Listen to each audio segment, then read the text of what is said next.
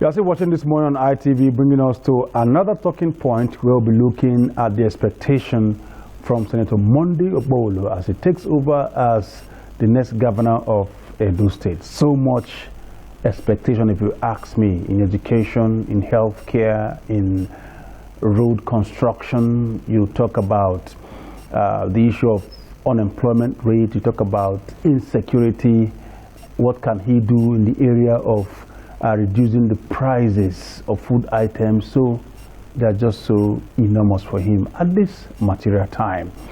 So with me to discuss this issue and what is expected of him to do in the next 4 years, we have a UN Ambassador of Peace who is also a chieftain of the APC in Edo State, Dr. Nelson Ogbumudia.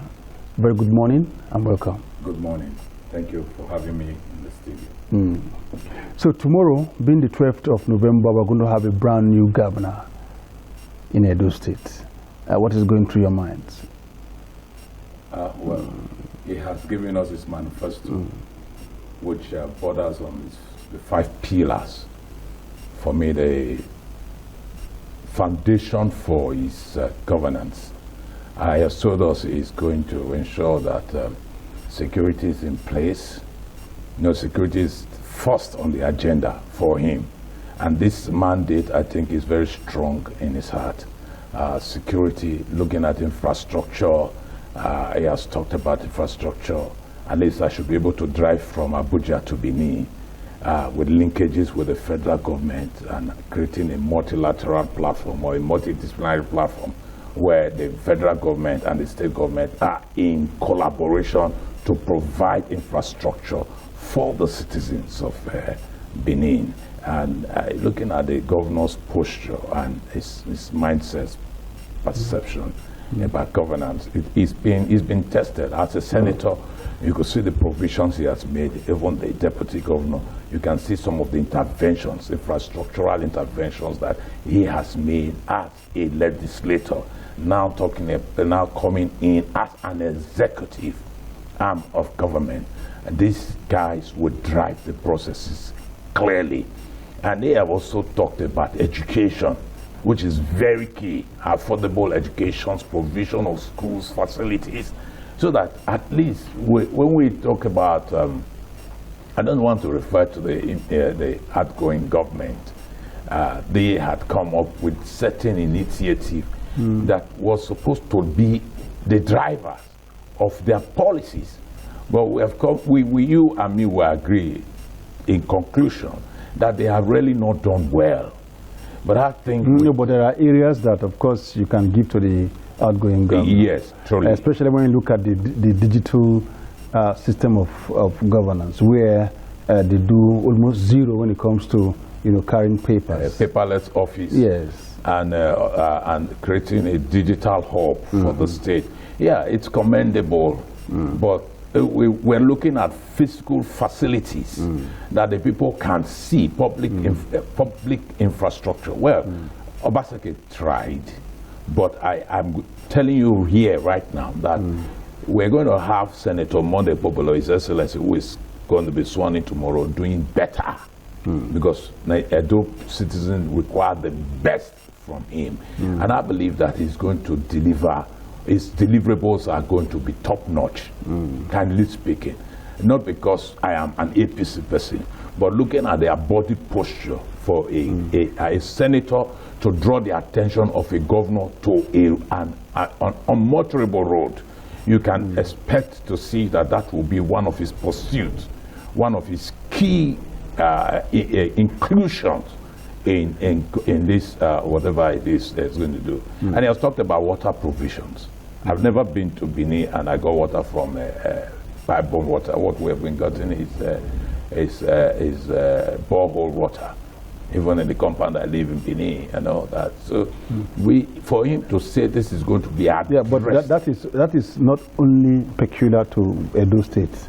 Other states of the Federation, what the people use is water. So it's a national issue. Having access to public despite water, having Minister of Water, it's cleaned out, it's hygienic. you can trust the source of your water. Borehole, who cleans it out? You don't know the processes. And there are no processes. It's just from the ground to the mouth or for use. But for the governor to say, okay, you can filter yourself. Yes, of course, Yes, I agree you with can you. filter. I agree with you, but not my mother in the village. No, Not my uncles in the village. For me and you, we can filter. Yeah, at times the but for filter them in is the even village, attached to the pipes. As it's coming down, it's filtering. well, let us look at the 5 pillars of the incoming government. So of these 5 pillars, which is paramount to you? It is pillars, but to you as Dr. Nelson, which is paramount to you? For me, it's security. You know, one has to be alive first to be able to assess every other benefits that will come. Like what is happening right now at Upper Sapomba. It's and then Edo not. Edo not. Again, about it's uncalled for.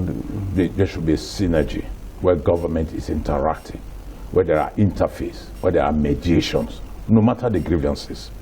When there is mediations and conflict resolutionists who are on ground to bring peace clearly on board. Of course, we know that this escalated because at the time the governor was not available. And so, by the time but I think he tried his best when it comes to the issue of insecurity. Yes, he did. Because, of course, the provision of Edo State security network, he did well there. We cannot entirely say he did badly. No, it will not be fair on Edo citizens. Yeah, so it is good we list those areas that he did well, so that when the next government, step in, we should not expect something less. Governance is a continuum. Yes. You take off from where you meet development. You don't discard development. You must build on something that is existing. But what we are saying now is that the speed at which these deliverables and all inclusions. Now, if you are talking about this mandate, like for me, looking at the mind of His Excellency, the incoming governor of Edo State, that will be sworn in tomorrow. If you are looking at his mind, first and foremost, he is people-centric, which is the hub of governance. He is people-centric. And secondly, from that mindset of the people, he has been able to draw policies that will help him drive his programs. And these programs will dovetail into projects. This project will now be seen as deliverables. And then there will now be performance management processes to these infrastructural provisions. Because number 2, if you see what it said, it talks about infrastructure. So looking at it, I'm seeing it from the 5 P's: the people, the policies, the programs, the project that will drive the things, drive his policies, and be like the umbrella, of course, the policies, the strategic mind of his thinking. Now, but the project will be what we will see as feasible deliverables, break down into bits and pieces, which are from the program, some subsumed from the program to the project, and then there will now be monitoring and evaluation, which is the performance management processes of this program, which I think if we have had if he had had it in mind, the outgoing government had this in mind, he would have been able, because there were a lot of things Obaseki did. I live in Okpebholo Road. He tied the road, and it's a long stretch. But that is not in the news. So one of the things is information management. Agree with me here that if a tree falls in a forest and nobody saw the tree fall, a tree never fell. That's the power of the media. So I expect the incoming governor to have a strong team of media presence in Edo State, who will be able to at least also bring feedbacks to him so that he can feel the pulse of the people. And whether he likes it or not, he's going to be there for 8 years. And he should not gamble away with his 8 years. He should be looking at some of the most driving issues, economic revival of Edo States, He must look at that, because the people are living in penury and in poverty. And looking at those economic revival, what are the loans through cooperative societies among the market women that can be deployed to assist their activity to boost revenue and tax generations? And then you also must look at the infrastructures that will enable the processes. Hospitals, like the 18 local government must have hospitals, public hospitals that are top-notch, that are up to date, with up-to-date facilities, modern equipment. You'll be able to address the health issues of the people. And then it must be able to also look at social inclusions. Empowerment of the youth is very important, whether through technology, whether through interventions, grants, or whether through engagement, interactive engagement, town hall meetings from one community to the other must be very seen to be readily available so that we can engage the youth. They are the strength of productivity. Yeah, I mean, we can fall back to them and say, okay, these are the class or the continuum that can be able to give us. Okay, now let's look at that aspect you talked about, infrastructure. Most times people will say build hospital so that you can be able to tackle the healthcare need of the people. But I stand to be corrected. Hardly a ward that does not have a building standing as a hospital or a clinic. So rather than continue with what we already know, build and you build, and at the end of the day, we say at the end of the day, to upgrade. And at the end of the day, these facilities. You upgrade. Yes. You upgrade. Yes. And then there are no equipment. That's what we're saying. And then you don't have the required manpower. That's what the medical doctors don't want to stay and serve in the communities. They want to be in the urban or semi-urban. It depends. So at the end of the day, the people still move from interior to access healthcare in semi-urban and of course urban. And it's terrible. It makes their health to deteriorate. So what do you think can be done in terms of giving incentive to healthcare workers, giving incentive to clinicians, doctors, to stay in the community and render services? We don't have enough ultra-modern equipment. How many MRI do we have in Edo State? How many CT scans do we have in Edo State? And we can talk about digital X-ray and some other sophisticated equipment. Healthcare delivery is about equipment. Yes. What can we do? Let's go beyond erecting a structure. Okay. Yes. Yes. So for me, it will be an holistic approach. Now, it goes beyond the remunerations and incentives, provision of decent accommodation for such doctors. You know, for you to have doctors' quarters or nurses' quarters, they must be decent. It must be up to date. It must be what you will find in the city. Most of our villages today are linked. They are becoming township. You can't call us where I'm from a village anymore. But it's becoming a community. Yeah, but for some years, Oza has no power supply. I agree with that. For Orion as a whole, the last time I was here, I told you Orion for the past 10 years. And I've not seen anybody who have disproved or who have come to say Dr. Nelson lied. For 10 years, more than 10 years, Orion has no light.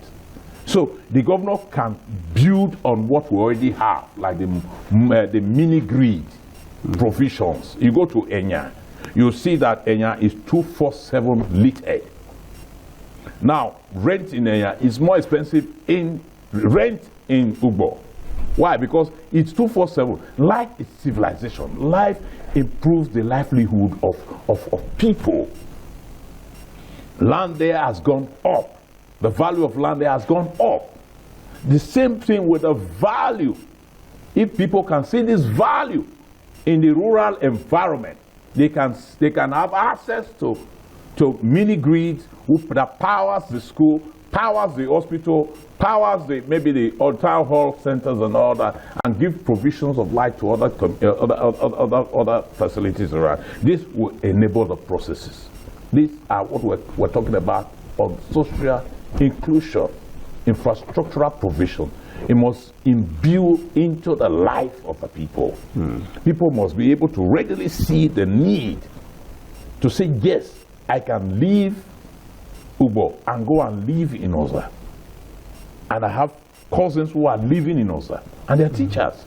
They're not bothered. They only come to the city center for maybe an occasion. They have their residences in the village. And that's the best. And they're getting the best out of it. So we can get doctors who can decide to say, okay, I'm going to go and live. No, but it must be incentivized. Of course. This is what we're talking about. That is why it must be people-centric. There must be interaction between government and the workers, the workforce. There must be a civil service reform where some ministries are taken to certain places. You can decide to say, okay, the Ministry of Youth be moved down to Abudu to create some kind of civilization over there. Once the Ministry of Youth and Empowerment is moved down to maybe Ovia now, you see that revival, economic revival, social inclusion. You see, you will agree with me that you now begin to have an interactive environment. Not just a classroom theory. Practicable. This should be practicable, implementable, and it must be time bound. Because it has less than 4 years or 8 years maximum. Yeah, no, let's just look at 4 years because he's going to get the 8 years. No, it's 10. 4 years. 4 years, yes. Yes, so whatever. Of course, these are men who are performance driven. 4 years. Now we know the rate of unemployment, and this is hitting the youth the most. Those who are done with, learning from higher schools, they are done with their service, but it's difficult for them to, get a job. And some school of thought believe that Edo has some kind of resources in abundance. For example, if you look at the central part where he is from, you have so much of pineapples and purple. And then if you come down to the Edo North, the Afuze axis, so much of bananas and plantain. I mean, the same axis, you get oranges and mango. Whenever there's a season for these crops, the ones that are wasted are more than the ones that are consumed. Yes, because the ones that are wasted are more than the ones taken to the market. Because there are no machineries. Management. Can we have a value addition to some of these, produce? Of course. Where we can be able to convert pineapple to pineapple juice, mango to mango juice, and the like. Part of the mandate, the manifesto of the governor, which is part of the 5 pillars of his governance, is agriculture. He was very emphatic in agriculture. Do you understand what I'm saying? But I didn't see value addition to our crops in that, agriculture as one of his pillars, one of his... Well, I talk about the incoming governor. I'm not brief for... the incoming governor. I talk of increasing the output. There are going to be interventions. So what happened to value addition to what we have? There are going to be interventions on the areas of farming. The farmers are going to get assistance. There's going to be an enabling environment where you can move your produce from one point to the other. There are going to be mini factories that will be set up that will take off these crops from the farmers. All these are going to be in place. you're going to see governance with a difference. You're going to see people, some of us are going to be by the side, ensuring that we are engaging the political team or the appointees of His Excellency to ensure that they do what is so that we can have an interactive environment. I don't know if I'm communicating here. We can have a sustainable environment, a sustainable economy that will be able to give the best to the citizen, that will be able to bring out the best from the citizen and also give the best to the citizen. And at the end of the day, it's a win-win situation. It's a government of the people, for the people, and by the people. Is it possible for him to begin to pay bursary to Edo students, that, irrespective of where they are? Every government has always paid bursary. No. Every government. I stand to be corrected. Okay.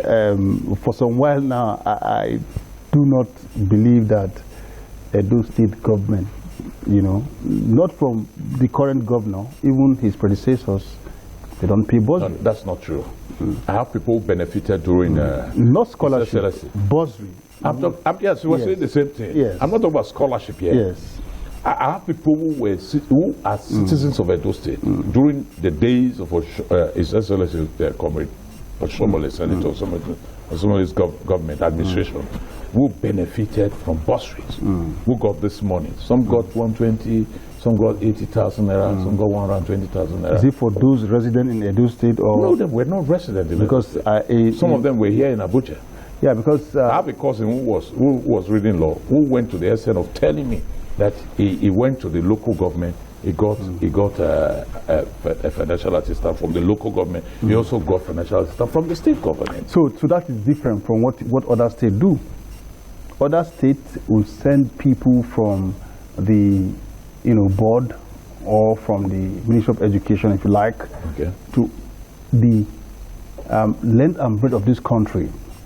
They go there and take survey of their native in that school. Okay. I know. I know. But I think what is being done is that once you get admission, you go with your student ID card, and you go with your admission letter, and then of course you now register yourself so that you can access this. The state government they go to, for example, BUK Kano. Okay. And then before coming, I'm not aware of that practice. There will be an announcement. I'm not aware of that practice. And then you will practice. meet at the dean's office. Okay. From there, they go to Tafa Balewa, in Bauchi. Same thing is done. They go to UJ, University of Jos. Same thing is done, so that you don't have fictitious number. Well, like I said, I've not been in government. I'm not in government. I don't know how. So that's the point I'm making. Can we have a change? Yes, of course. We have if that is suggested and is looked into. But I think one of the focal points for this incoming administration is affordable education. Not where students are paying almost 400,000 for school fees and they are not getting value for it. The Moribo, the Okpebholo, College of Okpebholo should be upgraded and then should become functional. Other schools, other tertiary institutions like the Swame kind of mentality that is going now should not be. If you look at His Excellency, you see that this man is a gentleman. He's a man who listens. He wants to feel. For now. Of course. For the extent at which we have seen him humble himself in public space, we don't think it's going to be any different. You can see this man is of course our age mate, and you can be able to read through people. I've been with the deputy governor when he was a member of the Federal House of Representatives. We visited with him and we had interaction with him. You see that humility, you see that disposition, you see that personality that tends to want to accommodate people, that tends to want to respect the dignity of persons. Do you understand what I'm saying? So by the time they are coming on board, we'll be able to see how these processes are being looked into. Of course, it's a wider operation for them. They have not been, it has not been governor before. They've not been. We should give them time for them to settle down and also be able to develop working papers. Yeah, it's the time that people may not be patient. Is what you know. Some the civil service, is there. The civil service does not have tenureship. The civil servant is there. They don't have tenureship. These are the implementators of government policies, and of course, they still have funds to run programs that is still ongoing. Do you understand what I'm saying? By the time the government, I believe we should give them like a month or 2 months to settle down. At least from January, we can now begin to demand certain things. So what would they be doing for 2 months? I must thank you for your time. One, they must get feedback. Thank you for your time. They must get feedback. They must get feedback before they can engage. I must thank you for your time to the program this morning. Okay, it has been with UN Ambassador, who is also a chieftain of the APC, Dr. Nelson Okpebholo, speaking on what is expected of the incoming governor that will be, coming on board tomorrow, being the 12th of November 2024. So we end the discussion here. Let's move to our Lagos Network Center for a continuation of the discussion.